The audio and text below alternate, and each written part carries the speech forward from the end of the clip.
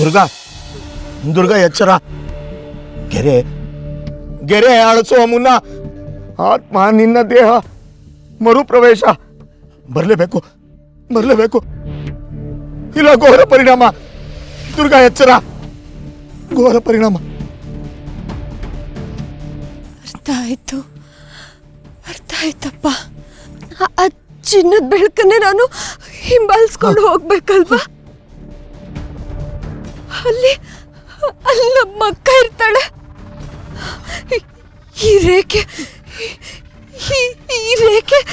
ನನಗೆ ಸಮಯದ ಎಚ್ಚರಿಕೆ ಕೊಡುತ್ತೆ ಅಲ್ವಾ ಅಪ್ಪ?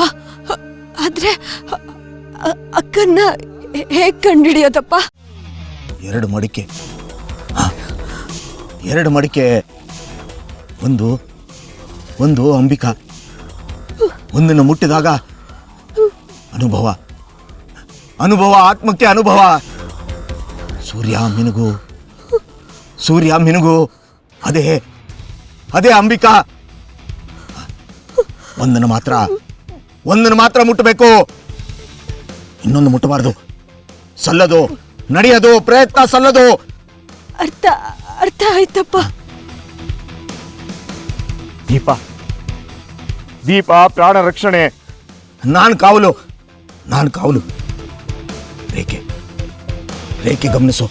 ರೇಖೆ ಗಮನಿಸು. ಸಮಯ ಮೀರಬಾರ್ದು. ಕಡಿಮೆ ಆದಂತೆ ಜೀವ ಕ್ಷೀಣ. ಸಮಯ ಮೀರಿದ್ರೆ ಸಲ್ಲದು ಮಗಳೇ. ಮಾಯದ ಬಾಗಿಲು ಸದಾಕಾಲ ಮಾಯ. ಎಂದಿಗೂ ಮರಳಲು ಅಸಾಧ್ಯ.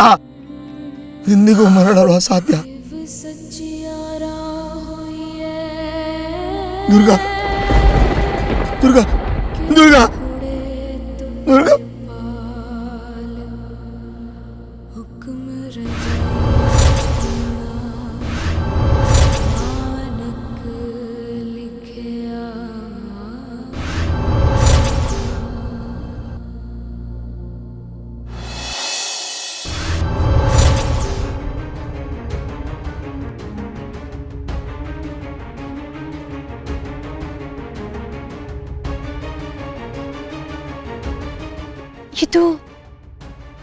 ಇದು ಆ ಮನೆ ಅಲ್ವಾ?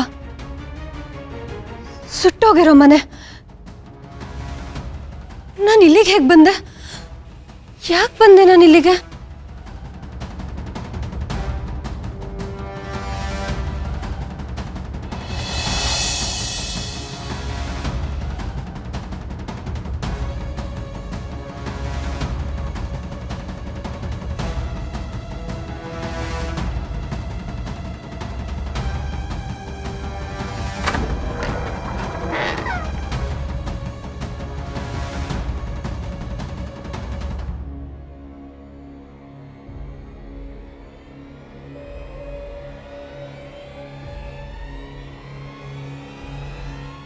ನನಗೆ ಈ ಗೋಡೆ ಹಿಂದೆ ಏನೋ ಇದೆ ಅಂತ ಅನ್ನಿಸ್ತಾ ಇದೆ.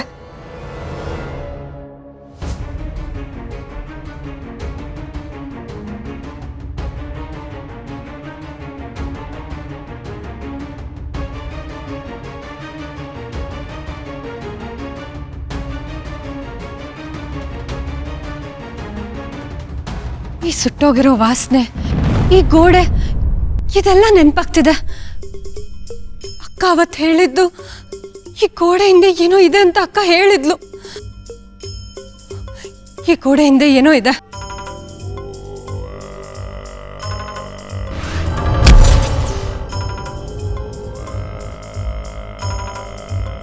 ಇದೇನಿದು? ಈ ಗೋಡೆ ಹೇಗೆ ನನ್ನನ್ನು ತಳ್ತು? ಈ ಗೋಡೆ ಹಿಂದೆ ಏನೋ ಇದೆ ಅನ್ಸುತ್ತೆ. ಇದು ಅಕ್ಕಂಗೂ ಗೊತ್ತಿತ್ತು. ಇಲ್ಲ, ನಾನು ಸೋಲ್ಬಾರ್ದು. ಅಕ್ಕ ಇಲ್ಲೇ ಎಲ್ಲೋ ಇದ್ದಾಳೆ. ಅವಳಿಗೆ ನನ್ನ ಅವಶ್ಯಕತೆ ತುಂಬಾ ಇದೆ. ನಾನು ಅವಳ ಹತ್ರ ಹೋಗ್ಬೇಕು. ಅಕ್ಕ, ನಾನು ಬರ್ತಾ ಇದ್ದೀನಿ.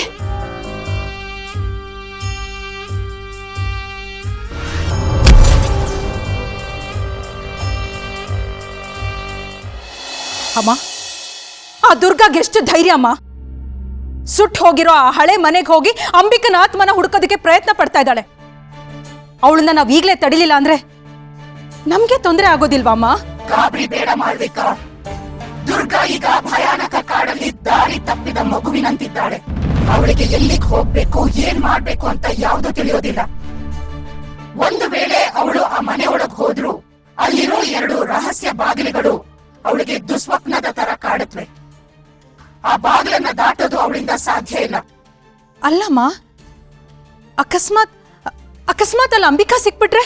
ಅಂಬಿಕಾ ಯಾವತ್ತು ಮುಕ್ತಳಾಗೋಕೆ ಸಾಧ್ಯನೇ ಇಲ್ಲ. ಅವಳನ್ನ ನಾನು ಕಟ್ ಹಾಕಿದ್ದೀನಿ. ಮೊದಲು ನೀನು ಆ ಶಂಭುನ ತಡಿ. ಅವನ ಮಂತ್ರಶಕ್ತಿಯಿಂದ ಅಲ್ಲಿ ಉರಿತಿರೋ ದೀಪನ ಆರಿಸು. ಆ ದೀಪ ಆರ್ ಹೋದ್ರೆ ಶಂಭು ಮತ್ತು ದುರ್ಗಾ ಇಬ್ರು ಶಕ್ತಿಹೀನರಾಗ್ತಾರೆ. ಹೋಗು, ನಿನ್ನ ಕರಾಳ ಶಕ್ತಿನ ಕಳಿಸು. ಸರಿಯಮ್ಮ.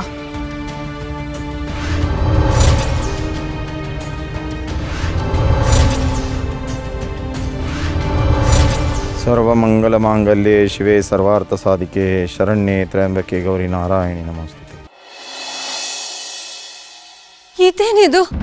ನಾನು ಎಲ್ಲಿ ಶುರು ಮಾಡಿದ್ನೋ ಅಲ್ಲೇ ಬಂದು ನಿಂತಿದ್ದೀನಲ್ಲ. ಈ ಕಡೆಯಿಂದ ದಾರಿ ಇದೆ ಅನ್ಕೊಂಡು ಬಂದ್ರೆ ಎಲ್ಲ ಕಡೆ ಕಲ್ಲಿನ ಗೋಡೆಗಳೇ ಕಾಣಿಸ್ತಾ ಇದೆ. ಅಕ್ಕನ ಹುಡ್ಕೊಂಡ್ ಬಂದವಳು ನನಗೇನೆ ದಾರಿ ತಪ್ಪೋಯ್ತಾ? ಈ ಚಕ್ರವ್ಯೂಹದಿಂದ ಆಚೆ ಹೋಗೋದಕ್ಕೆ ಸಾಧ್ಯನೇ ಇಲ್ವಾ?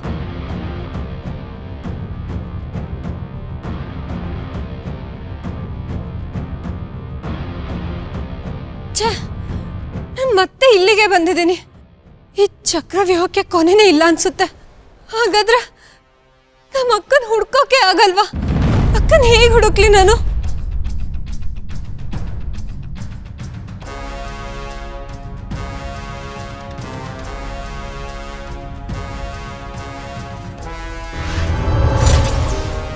ಅಯ್ಯಯ್ಯೋ, ರೇಖೆ ಬೇರೆ ಕಡಿಮೆ ಆಗ್ತಾ ಇದೆ. ಹಾಗಾದ್ರೆ ನನಗೆ ಸಮಯ ಕಡಿಮೆ ಆಗ್ತಿದೆ ಅಂತ ಅರ್ಥ. ನಾನು ಬೇಗ ಕೆಲಸ ಮುಗಿಸ್ಬೇಕು.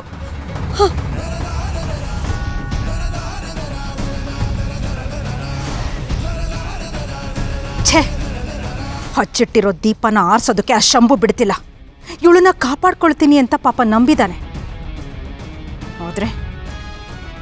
ಆದ್ರೆ ಇವತ್ತು ಈ ದುರ್ಗನ್ನ ನಾನು ಸುಮ್ಮನೆ ಬಿಡೋದಿಲ್ಲ. ನಮ್ಮ ಮಾಯಾಜಾಲದಲ್ಲಿ ಸಿಕ್ಕಾಕೊಂಡಿರೋ ಇವಳನ್ನ ಮುಗಿಸೋದು ನನಗೇನು ಕಷ್ಟದ ಕೆಲಸ ಅಲ್ಲ. ಈಗಲೇ ಹೋಗಿ ಇವಳ ಕುತ್ತಿಗೆನ ಸೀಳ್ಬಿಡ್ತೀನಿ. ನಿಲ್ಲು ಮಾಡ್ಬೇಕಾ? ಆತುರ ಪಟ್ಟು ನಿನ್ನ ಅಸ್ತಿತ್ವವನ್ನ ತೋರಿಸ್ಕೋಬೇಡ. ಈಗಲೇ ನೀನು ಅವಳ ಮುಂದೆ ಬರೋ ಅವಶ್ಯಕತೆ ಇಲ್ಲ. ಯಾಕಮ್ಮ? ಆ ದುರ್ಗಾ ನಮ್ಮ ರಹಸ್ಯದ ಕೋಣೆ ಹತ್ರ ಬಂದಿದ್ದಾಳೆ. ಇವಳನ್ನ ನಾನು ಈಗಲೇ ಮುಗಿಸ್ಬಿಡ್ತೀನಿ. ಬೇಡ, ಈ ಚಕ್ರವ್ಯೂಹವನ್ನ ದಾಟೋ ಶಕ್ತಿ ದುರ್ಗಂಗಿಲ್ಲ.